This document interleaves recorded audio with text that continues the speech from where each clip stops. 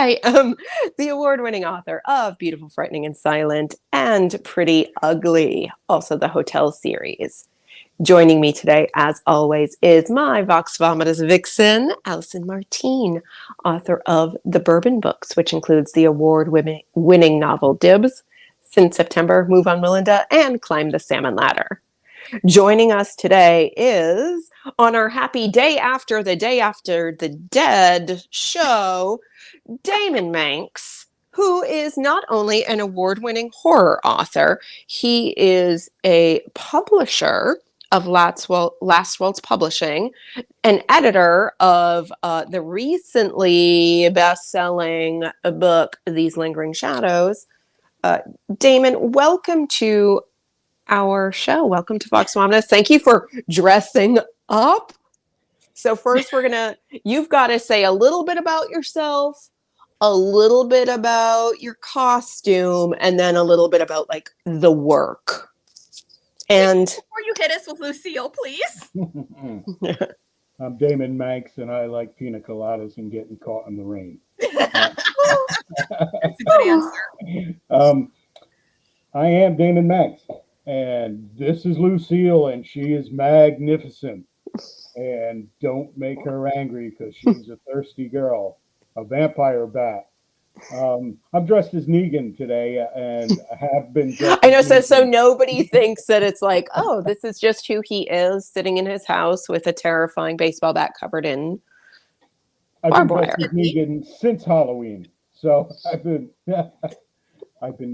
living on this. Yeah, so I'm an author and I'm a publisher, and I come from a family of authors, and my mother was a writer and my sister is a writer, and I am trying to be one as well.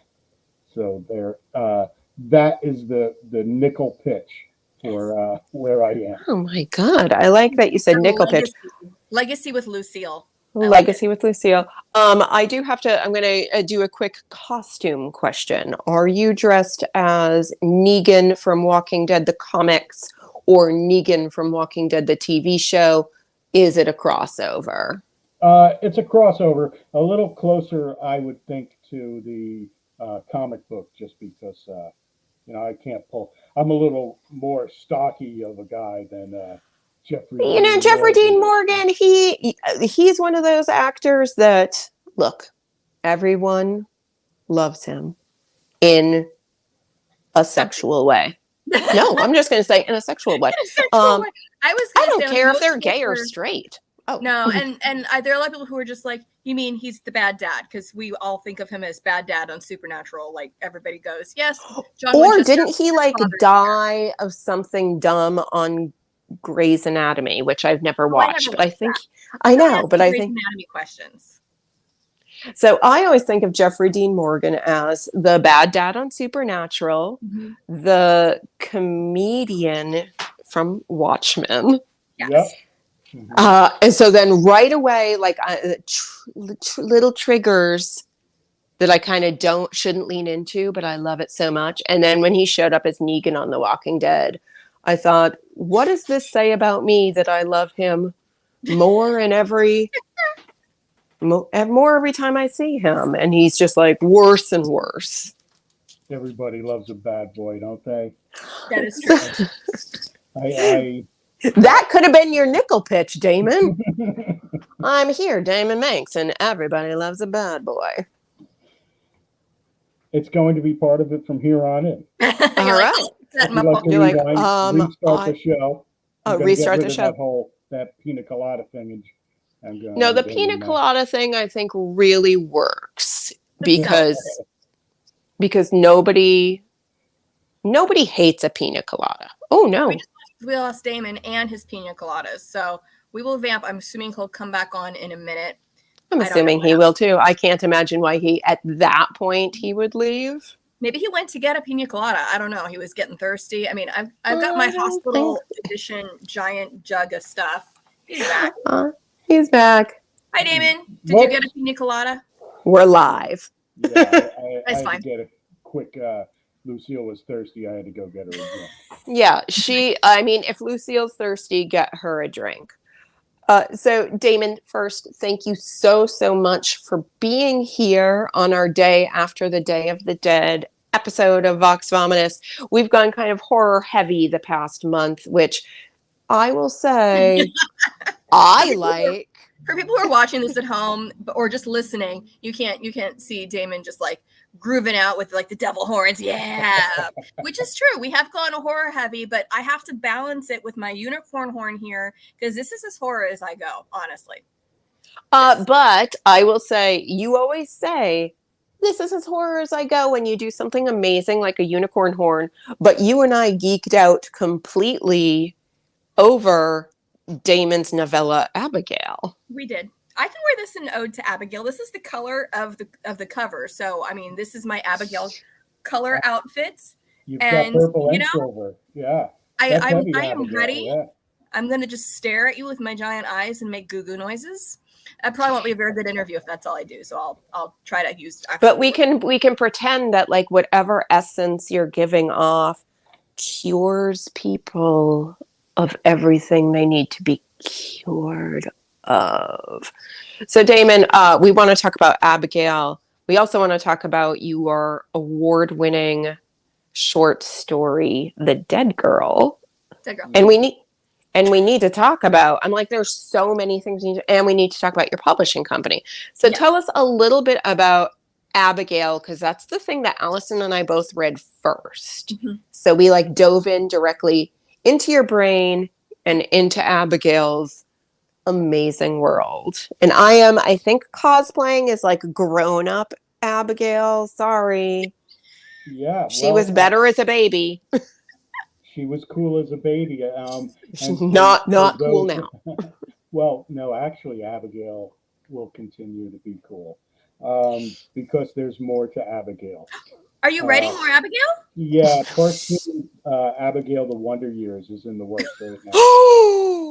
If I sang out of tune. Sorry, I don't think that's but her story continues on, and so does her fathers, Adrian and Michael, who will end up getting married. I love them so much. Thank you for the spoiler.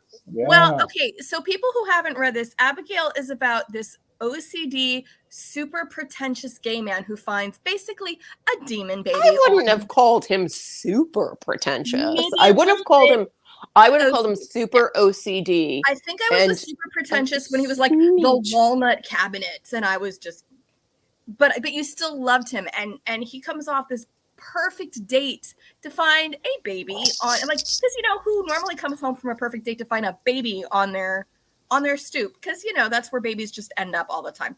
Not in real life, guys. Leave babies at fire stations, not on random gay men's doors. That's not what you do with babies. Okay.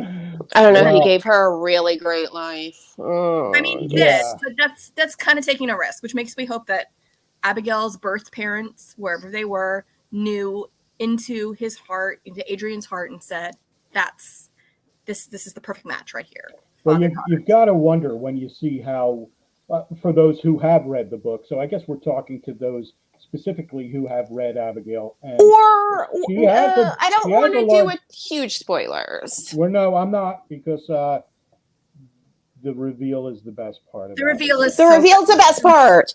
Sorry, I'm worried about my ears. So we have Adrian who steps into this picture, and Adrian is dealing with, his own problems. He grew up a gay man in the South, and he has been marginalized and he has been abused. And, in steps this baby who's possibly able to teach him a little bit about himself and a little bit about unconditional love and acceptance, which is ultimately the message that we want to get out of Abigail. Which is totally what I expect from all horror movies. This is what I was going to say. So this is why I love horror so much, because you go into it. Well, you go into it thinking, oh, there's a crib on the cover. There's weird light. It's going to be bad. And then it's like this incredible story. And this is, again, why I love horror so much, because it likes to tease you. It likes to shock you. And horror can be anything. So you judged the book by its cover. I know. Seriously, there was And one. I did. I wanted a murder baby. You wanted a murder corn. Well, No, but there was a book we had, and I don't even remember what author it was, so I won't throw any authors under the bus. But there was one we got where you sent it to me, and I started reading. I'm like, I can't read this, and it had like a bassinet on it. But as soon as I started reading Abigail, I wasn't getting that vibe. So I'm like, okay, I'll see where this goes. I'll see. And then I just fell in love with it so much, and just found all of it to be so endearing, including, may I just say, there's reasons you did this, but your little tweaks of names of things we know, like Amazon Feral. I was just laughing so hard. Like, yeah, because you don't want Amazon to sue you, but I just thought that was hilarious. I'm like. So, and I will say that gave me very Archie comic book vibes, not just Riverdale the show, but like in the Archie universe way back from like the 1940s on, they always take brands we know and love, the 4 seasons, and they say it's the 5 seasons. Federal Express would be like Federic 6 Plus or something like that. And so as you were writing, Abigail, and as I was seeing these like plays on names, like I will just 1,000,000% say the dork in me thought you were doing an Archie comics thing. And I love that even more. Well, let's say we did. There were reasons. Well, obviously, now that you've gotten to the end of Abigail, you know the reasons why I did what I did. And Shush. And but of hey, course, it not was a getting tribute sued to is always a good Archie reason. Comics. Yeah. You're like, yeah, that And was not getting sued. intentional. No, I wasn't even concerned about the legalities of it. It was very specific what I was doing. I love. And even it goes as far as everybody's name in the book. Everybody is named specifically. And now I need to reread it, and I loved it so much. Oh, well, thank you so short. much. It's a novella, so anybody who's like, oh, I don't know if I have time for yet another Halloween. You have time for this one. Nope. You have time to read it after the show. Go get it. It won't take you that long. You'll zip through it like we did. And like I know I read Dead Girl really fast too, because I was like, oh, well, I'll wait till tomorrow. And then I started reading pages and I'm done. So part of it is just your stuff is so immensely readable that it just comes in. You're like, yeah, I'll stop as soon as I get to a stopping point. No, I'm done. We're good. Thank you so much. I appreciate that. Yeah, it's like the best kind of snack food. Like one that you're like, it's not bad for me. So I want to kind of briefly touch back on something you said before. You said you come from a family of writers. Your sister, as we know, is a writer. There's something. She's something in your book. You know, These Lingering Shadows. Your best-selling Amazon book that you published and edited. So bravo. And you said, you know, you come from a family of writers. And then you said this to me in kind of personal messages, like, oh, I'm just starting out. Like, oh, I'm not there yet. So first, dipping your toes in. So first I need to say one thing. You're there. You're there. We're pushing you in the pool all the way. You're there. Shoved in the pool. Damon, you're there. Why? And this is like the author question. We all feel it. Why don't you think you're there when you own a publishing company that has had, I mean, I think today you had another best-selling novel that was out under your imprint. Was that today?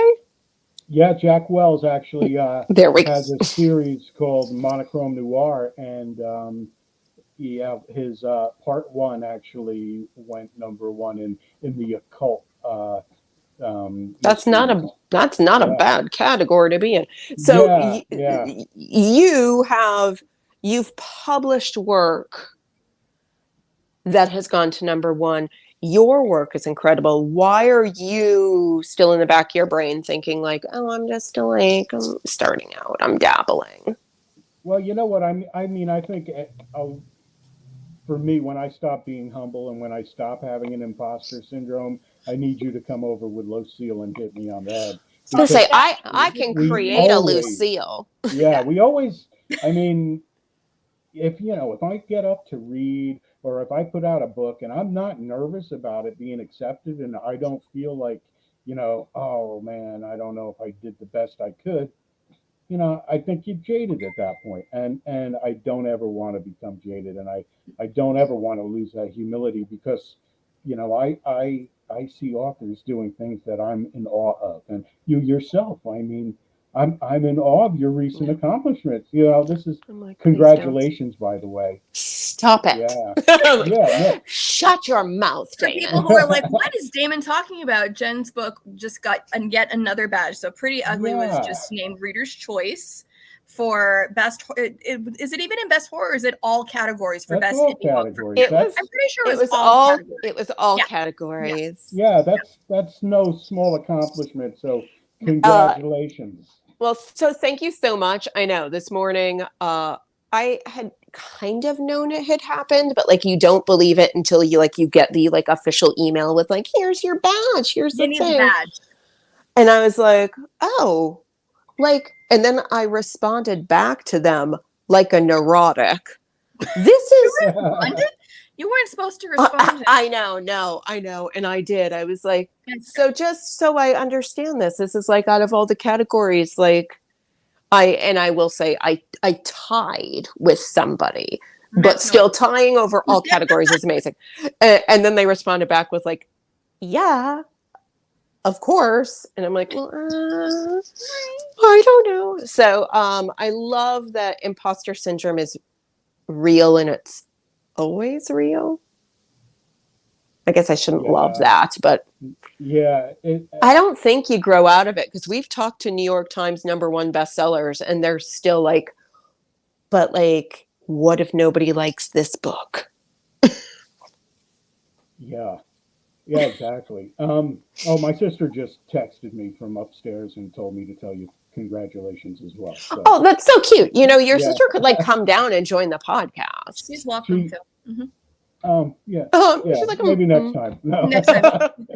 We'll She get her doesn't next have time. her Yeah. ears and horns. Yeah, she's not situated. dressed for the occasion. She was going to come as Walter White, but I was she- waiting for you to finish Yeah. that sentence because you said she's not dressed for No, the she's occasion. dressed And I'm like, for the occasion. we But, can't have nudity on this. I mean, we sometimes use bad words, but I think YouTube would have trouble with our actual. I think they would have trouble with actual exposed breasts, but I do love that she's dressed as Walter White, or was dressed as Walter White. Or could be. or could be dressed as Walter White. Brava. Yeah, she's the one who knocks. Yes. Yeah. So yeah, I think I'll always have that imposter syndrome, and a big reason.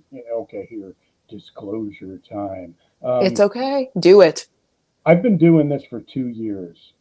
And in 2 years to have come this far, that's I know. So insane. the reason why. Oh, are you ready for this?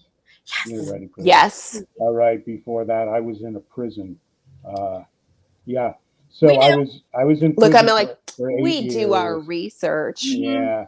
And We I didn't was want to bring it up. We wanted you to But- bring it up. and I was You an got her. addict before that. So while There's I no was, shame in that, Damon. Like, that's just, it is the Mhm. how we shape ourselves.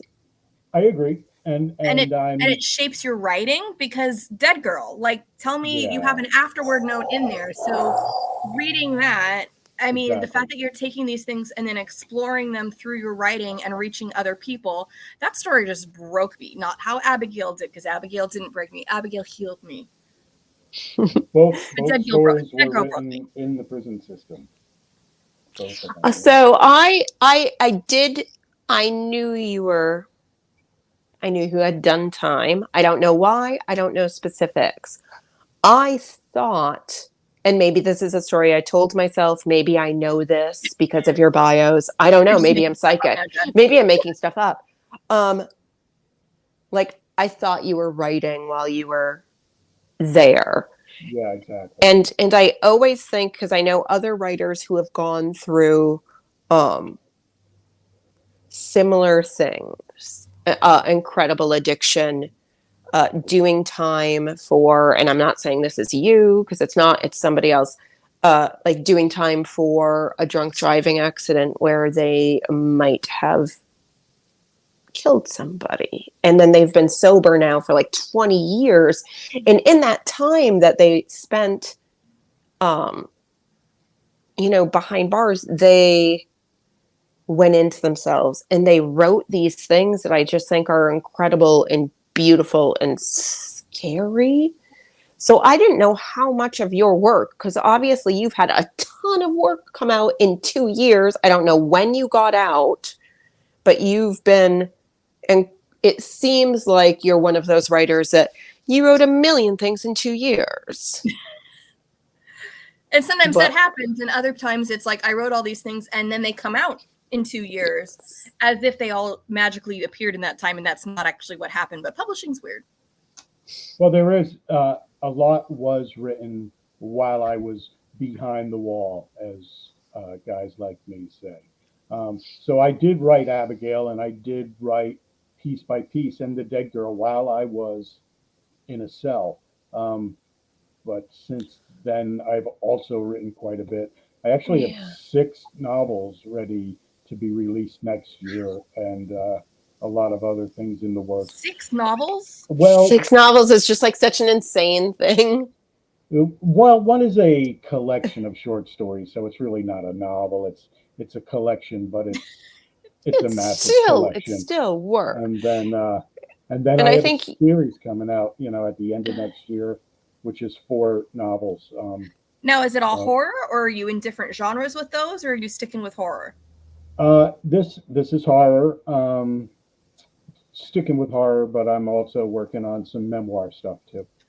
See, I was just about to bring that up, and I'm glad you brought that up, because I know you and I in the past have had a few like text exchanges where we're like, what are you doing? How do you seem so successful? Are we successful? What is this? And you and I have like chatted a little bit, and you said you were working on a memoir, that you already had like some interest in your memoir. And that's like a lot of pressure. Like, I would think that's a lot of pressure, but don't add pressure. I know. Like, is it pressure? He's probably like, no, it's done. No, it actually isn't. I mean, I know what it's involved. You know what happens. I know what happened. I know the story. Jeez, man. It's okay not to answer questions. If you're like, if I got to talk about it, I got a vague book so much about it. Yeah, and which is not really cool. But I know. Let's just say, like, so don't talk about it. Let's just say this: that I did write a short excerpt about my initial struggle with addiction and my falling into the prison system, and that is available on Godless right now. If somebody wanted to read a little bit about it, it's a 3,500 word short story about the day I landed in prison and my reflections on the addiction that brought me there. It's called The Hell by Daemon Manx. It's on godless.com for 75 cents if you want to pick it up. Oh my gosh. First of all, everyone, you should be on Godless no matter what. If you like any kind of horror adjacent, obscure fiction, Godless is the place to be. It allows artists to publish things that are like fun. I shouldn't say fun and dark and honest, and well, I maybe just put it in the comments so people can see it, and that way they can look at it afterwards. So they don't have to be like, what was that again? It's godless.com, and it's now in the comments. And if they're interested, once they get to Godless, the Dead Girl's free. Dead Girl's free on there? Okay. Oh my gosh. That too. Yeah. Yeah. Allison took over for me. Like, you need to read that too. So The Dead Girl, did that win the Horror Authors Guild Award for Best Short Story? Runner up. Still. My co-author from another book I was in, James Carlson, won the actual first place award. So I will say this. Allison and I know James because we all, once upon a time, came out of the same initial publisher. Is he from there? He's from there. I'm not making the connection. My brain is only at about 30% capacity today. Now that's how Allison James had and I met each emergency other. surgery. Yeah, What? congratulations on your appendectomy. I had a similar one. Oh, you got the Percocets going, right? No, I don't. Yeah. I only have Oh. Tylenol with codeine because I can't handle stronger things or I just throw up, which is bad after abdominal surgery. But And yeah, you don't want to do that. no, not when you're like, hey, I have stitches that look like blueberries on a blueberry pancake. Oh, that makes me not want I'm to have sorry. blueberry pancakes. I just ruined blueberry Yeah. pancakes. Jennifer, James you and don't I. digest gluten very well, so I'm not sure you should.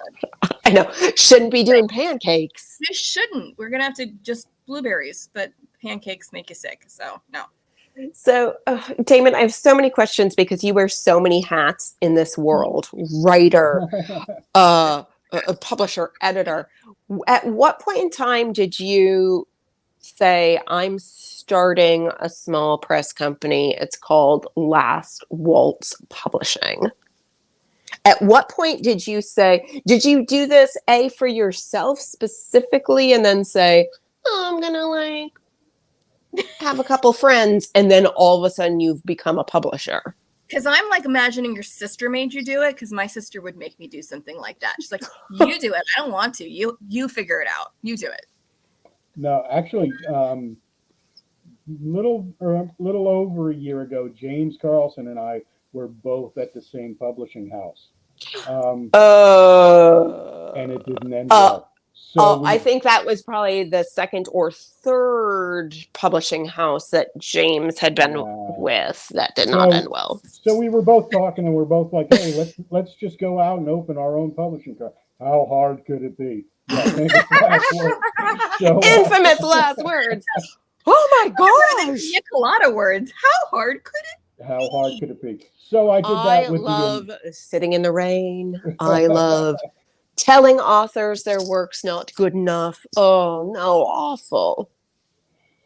I did it with the intention of releasing my own material, and maybe with possibly the idea that since I knew what to look out for, like, since I'd been burned, I knew how to steer people away from the same mistakes I did. So I thought I'd take on one or two, and then I happened. I took on a couple. I had. But did you know them first, so you knew they weren't a unreliable crazy people, and B, you legitimately felt that their careers deserved a boost? I first have to be drawn to the person as a person. I love that. The first author that I took on was Diana Olney, and she's out of Seattle. She's married to Wyatt Olney, who's out there warming up for Alice in Chains, like he's a rock star, But we met just doing a normal day job. Yeah, Alice in Chains opening. Diana and I met on TikTok and started talking, and we're like, hey, let's trade stories and read each other's stuff so we don't have to buy it. And I'm like, I'm all about not buying it. Let's do it. So I feel like this is how Allison and I became friends. Yeah. Very similar. I fell in love with Diana's work. So we put out a book with a couple stories from each of us. She introduced me to Jack, who's got the Monochrome Noir series.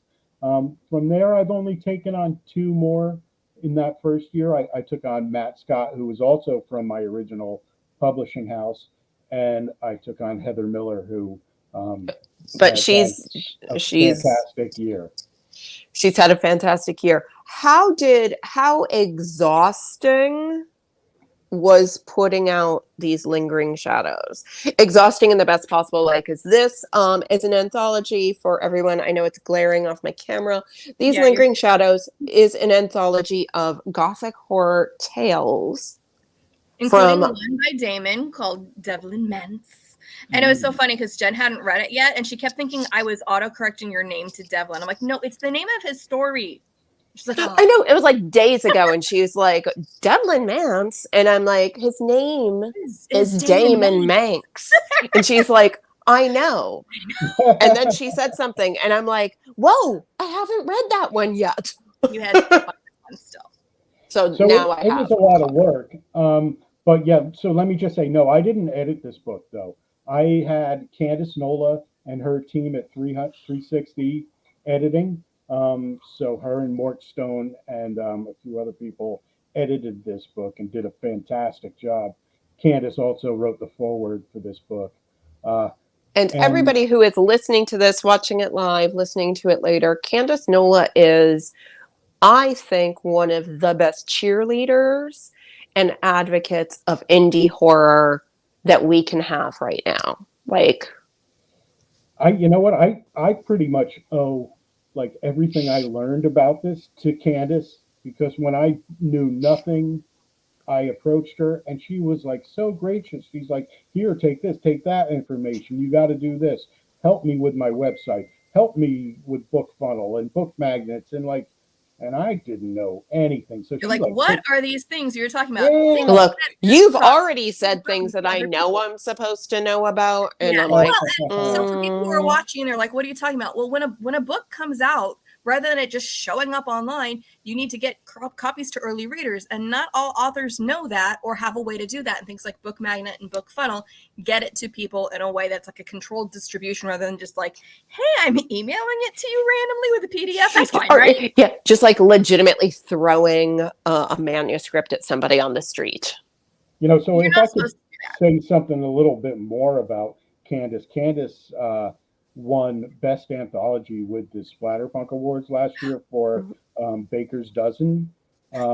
This year she has Trapped, which is the Dark Dozen that's coming out. And people can get in on that with the Indiegogo and support it by the special edition hardcovers of Trapped. And I'm one of the authors that are featured in this anthology. Yeah, And so like, you know, So we need to get like that now. just so we know, we Yeah. need to get that now. Also, what you're doing right now, Damon, is what I love about the horror community is you just kind of like segued a little bit of your interview into completely talking about a different project for somebody else. And that's what I love, because I feel like the horror community at its best is a bunch of just like strange weirdos who want to read things that might not seem like horror, but they just don't seem like regular old fiction. And Allison, I know you are here under the helm of Allison Martine, romance writer, but you're also A.M. Hubbard, speculative fiction and science fiction fantasy author. So you get and I would this. say that whole speculative thing, that's the thing about this whole term speculative, that it's this umbrella, this Venn diagram that nobody really knows where things overlap. And because of what Abigail is, I would say Abigail is horror, but it is more than that. And so many of these stories fit there. And I think there are a lot of people who don't read horror because they're like, I don't like being super scared. I don't like being super scared either. And stupid stuff scares me. Not even like really scary stuff, just dumb stuff scares me. But the best horror to me doesn't usually fit into that really narrow category of like slasher or just there's a ghost stabbing people or something with their unicorn horn. It's a unicorn ghost, by the way. So those are the things I love about speculative fiction, where it fits outside those realms. And I would say even from just reading, I didn't get a chance to read the entire anthology. I've been kind of drugged up. But I read a few of the different stories, and I will say the variety in these Lingering Shadows is huge, even from tone, setting, stylistically. Like the story that your sister has is very modern, and it actually, I won't say what, but it totally reminded me of one of my favorite episodes of Angel, the television show Angel. So I don't know if she's a fan. She's gonna love that you said that. Oh my God, she's gonna like It's one of my immediately favorites. contact you and say, Yeah. "May I use that as And a she's gonna quote?" be texting me any minute now. No, and Your I phone's gonna loved go it. off. Did Yeah. she say Angel? I did. First of She all, was huge Buffy fan. Who was that? Ryan Murphy that did that? no. Who should not be named anymore. But Yeah, but just focus he on doesn't the like that guy anymore. Who wrote you know, that. No, like nobody likes him anymore, Yeah, but he but created amazing work. She loves that whole That whole world. that whole world that he created. And Same. I and we're still allowed to love it. We're still allowed to love it. It was not the product of one person. It was a collaborative effort by a lot of people, including the actors who were on it, and we can still love it. But if she knows which episode I'm talking about, we can chat later. I'm sure she Never does. met. She knows. Sorry, used to watch as I it. just screamed But at you. No, but She it wasn't like, oh, this was straight. It wasn't like a straight play for play. Nope. It was just reminiscent of it. And I'm like, oh, it makes me think of this one. And anytime you can get me into things that I already love and connect me back to it, I love it even more. And it was also a very feminist horror. I loved it. So I feel like next time we have Damon on the show, it's got to be Damon, his sister. We're all going to have to dress like we're going to have to all dress like twins from The Parent Trap. Like little weird blonde wigs. And look, I'm committing to that. It doesn't have to happen. I can just say it's happening. Do you have a blonde wig? Because I can probably get a wig, but oh no, I have like 9. I'm not going to ask. Damon, do you have a blonde wig? I don't think I do.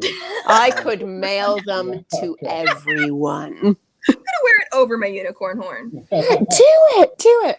I have so like normally when we're doing this interview, like I have like a little like thing that's counting down, so I have no idea how long we've gone. It's 36. So if you want to have me tell you when we should start wrapping up, you let me know. I like to go around 40. I just don't want to be like, it's been 3 days and Jennifer's still talking. Damon, so you're working on Abigail stuff. You have, as you said, like a million other novels coming out in the next several years, 2 years. I wouldn't say a million.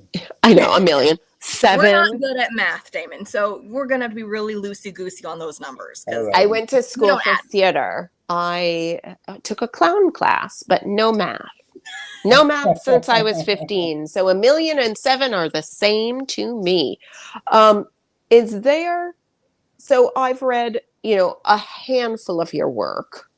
I know of your work with other people. I see where you're going with Last Waltz Publishing, which I like. I love. God, I love all of that. Is there ever a thing that you wouldn't write?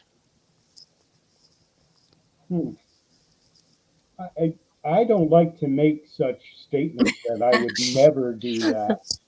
Is there something that you like? If I could say personally, I would write anything, but if I were to have to read a sex scene that I wrote out loud, I would die of embarrassment. Yeah, and I'm not shy. This from the girl who used to do burlesque, and she's like, "But I can't read words out loud." That would be I cannot say the word nipple. You just did. I can. You can. Yeah, Damon's like, I'll say the word. I could say nipple pretty easily.